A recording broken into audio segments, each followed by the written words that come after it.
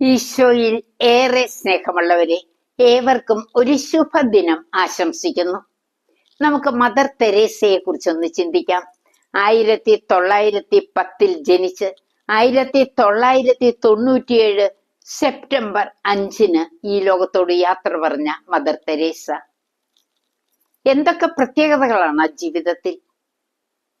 ജന്മം കൊണ്ട് അൽബേനിയക്കാരി, പൗരത്വം കൊണ്ട് ഇന്ത്യക്കാരി, ജീവിതം കൊണ്ട് ഒരു സിസ്റ്റർ, 20 വർഷത്തെ അധ്യാപക സേവനം, അനാഥർക്ക് ഭവനം നൽകിയ ഒരു ആശ്രയ സ്നേഹ ഉറവിടം, കുഷ്ഠരോഗികളെ ശുശ്രൂഷിച്ചു, മരണാസന്നർക്ക് സമാധാന മരണത്തിനുള്ള വേദിയൊരുക്കി, പിഞ്ചു കുഞ്ഞുങ്ങളെ കൈകളിലേന്തി രോഗങ്ങൾ അനേകർക്ക് സുഖം നൽകി, അങ്ങനെ അനേകരെ ആശ്വാസത്തിലേക്ക് എത്തിച്ചു. ആ കുഷ്ഠരോഗി സേവനം ഒരിക്കലും മറക്കാനാവാത്തതാണ്.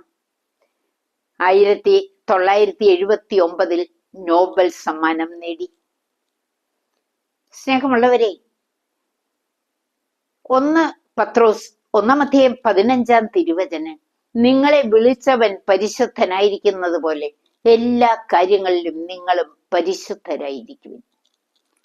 ദിവ്യകാരുണ്യ ആരാധനയ്ക്ക് ജീവിതത്തിൽ പ്രാധാന്യം നൽകിയ ഈ അമ്മ ഇന്ന് സ്വർഗത്തിലാണ്. 2016 വിശുദ്ധയായത്.